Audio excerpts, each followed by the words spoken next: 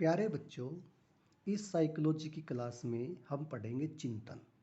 चिंतन को बोलते थिंकिंग। थिंकिंग का आरंभ होता है समस्या के साथ, कि जैसे कोई समस्या आएगी तो हमारे मस्तिष्क के अंदर एक क्रिया होती है जिसे हम कहते हैं चिंतन। क्या बोलते हैं? चिंतन। जैसे कोई समस्या आएगी उसके समाधान के लिए हमारे मस्तिष्क में क्या करेंगे? हम थिंकिंग। क्या करते हैं? थिंकिंग। तो थिंकिंग का आरंभ कहाँ से होता है? समस्या के साथ। जैसे ही कोई समस्या आएगी तो हमारी थिंकिंग प्रोसेस क्या हो जाती है? स्टार्ट। दूसरा जो थिंकिंग है वो संज्ञानात्मक और ज्ञानात्मक पक्ष है।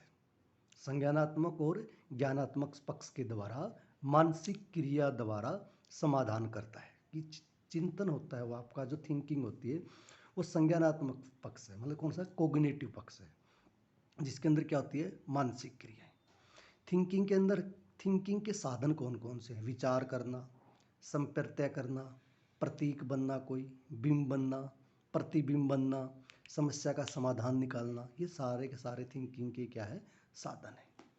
सबसे पहले रोस ने थिंकिंग के बारे में क्या बोला कि मानसिक प्रक्रिया क्या ज्ञानात्मक पहलू चिंतन है। कि मानसिक प्रक्रिया का जो ज्ञानात्मक पहलू होता है उसे हम क्या बोलते हैं? चिंतन बोलते हैं।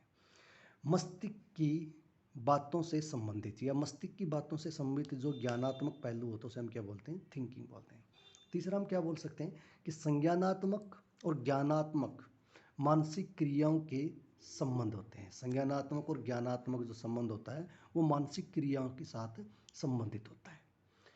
तीसरी बात क्या है कि विचार करने की मानसिक प्रक्रिया है। थिंकिंग आपकी क्या है? कि विचार करने की एक मानसिक प्रक्रिया है जिसका आरंभ समस्या के साथ होता है और समस्या के अंत तक चलती रहती है। तो थिंकिंग की जो प्रोसेस है वो समस्या के साथ तो आरंभ होती है और समस्या के समाधान तक, मतलब जब तक आप समस्या का समाधान नहीं कर लेते तब तक थिंकिंग की प्रोसेस चलती रहती है। फिर थिंकिंग के प्रकार। सामान्यतः थिंकिंग के 4 प्रकार होते हैं। चिंतन के कितने प्रकार होते हैं? 4। सबसे पहले चिंतन का नाम है मूर्त चिंतन।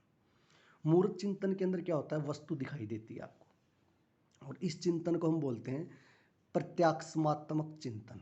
प्रत्यक्षात्मक चिंतन, इसका नाम क्या है? प्रत्यक्षात्मक चिंतन। मूर्त चिंतन के अंदर आपको वस्तु दिखाई देती है या कोई आपके पास उद्दीपक होता है।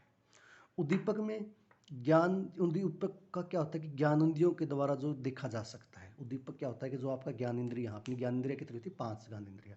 उन ज्ञान इंद्रियों के द्वारा आपका जो उद्दीपक है उसको क्या किया जा सकता है? देखा जा सकता है। दूसरे चिंतन का नाम है अमूर्त चिंतन। अमूर्त चिंतन के अंदर वस्तु दिखाई नहीं देती। प्रत्यात्मक चिंतन कैसा होता है? प्रत्यात्मक चिंतन। इस चिंतन का, इसमें क्या होता है कि संप्रत्यय चिंतन होता है। क्या करते हैं? संप्रत्यय, मतलब अपने मस्तिष्क में एक प्रतिबिंब, बिंब या प्रतीक के द्वारा समझा जाता है इस चिंतन को।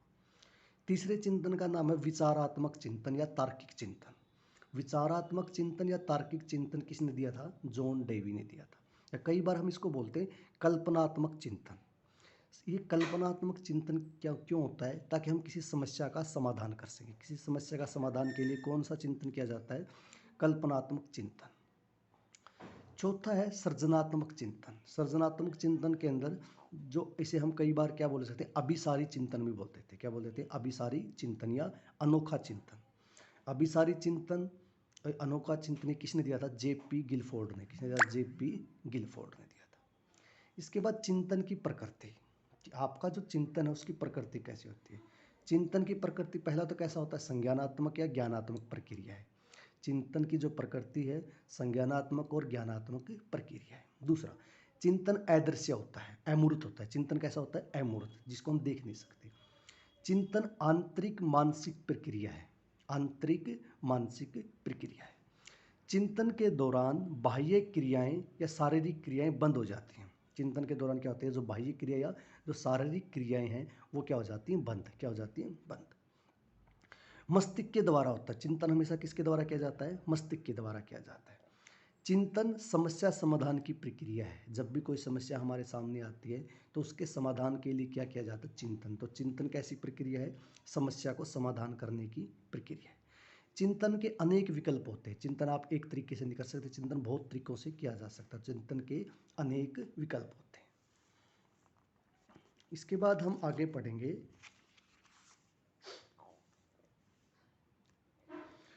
चिंतन की जो प्रवृत्ति होती है खोजपूर्वक होती है। कैसी होती है चिंतन की प्रवृत्ति? खोजपूर्वक। कैसी होती है? खोजपूर्वक।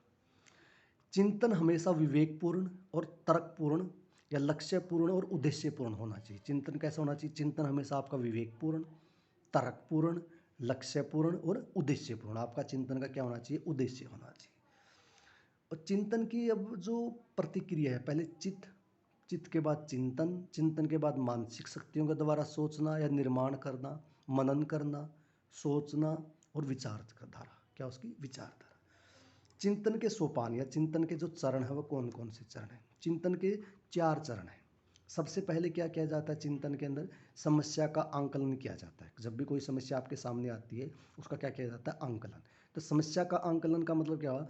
चिंतन किसी समस्या के उत्पन्न और संपन्न प्रारंभ होता है। चिंतन आपका कब होता है? जब कोई समस्या उत्पन्न होती है। जब कोई समस्या आपके सामने उत्पन्न होगी तो तभी चिंतन की क्या हो जाएगी? शुरुआत हो जाएगी। दूसरा, चिंतन से संबंधित तथ्यों का संकलन करना, कि आपके जो तथ्य हैं उनको खोज करना। चिंतन मतलब कि जो आपकी समस्या आई है उसके तथ्यों की फिर खोजबीन करना।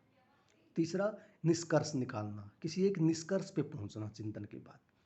और चौथा, परिणाम का निष्कर्ष निकालना। जो आपका परिणाम आया है वो निष्कर्ष निकालना। तो वो परिणाम आपका कैसा होना चाहिए? वैधता होनी चाहिए उसकी, विश्वसनीयता होनी चाहिए, विश्वसनीय होना चाहिए। वो चिंतन कैसा होना चाहिए? आपके विश्वसनीय होना चाहिए। उसकी विश्वसनीयता होनी चाहिए चिंतन की।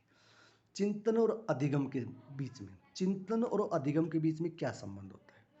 नंबर 1, भाषा। चिंतन की अभिव्यक्ति की आधारशिला है। जब भी कोई चिंतन है, चिंतन की जो अभिव्यक्ति की जो आधारशिला वो कौन होती है? भाषा। भाषा का पूर्ण ज्ञान होना चाहिए। सबसे पहले भाषा का ज्ञान क्या होना चाहिए? पूर्ण होना चाहिए। दूसरा, चिंतन को प्रभावित करना चाहिए, कि आपने जो चिंतन किया उसको क्या करना चाहिए? प्रभावित, चिंतन को प्रभावित करना चाहिए। जैसे मूल प्रवृत्ति क्या है उसकी, उसमें रुचियां क्या क्या लेते हो आप। तीसरा, सबसे पहले ज्ञान होना चाहिए। ज्ञान एक मुख्य स्तंभ है। उसके बाद क्या आता है? चिंतन। सबसे पहले ज्ञान, ज्ञान के बाद चिंतन किया जाता है। चौथा, वाद विवाद, वाद विवाद करना, तर्क करना। तर्क भी क्या एक मानसिक प्रक्रिया है। आलोचनात्मक दृष्टिकोण रखना, तो क्या होगा? आपका चिंतन होगा। पांचवा क्या होता है? उत्तरदायित्व। क्या होता है? उत्तरदायित्व। तो वैलेंटाइन ने क्या बताया है कि चिंतन श्रृंखलाबद्ध विचार है, लक्ष्य, उद्देश्य और अति विराम गति से प्रभावित होता है। कि आपका जो चिंतन है वो एक श्रृंखलाबद्ध विचार है, वो लक्ष्य, उद्देश्य और विराम गति से प्रभावित होता है। तो इस क्लास में हमने पढ़ा चिंतन। Thank you very much.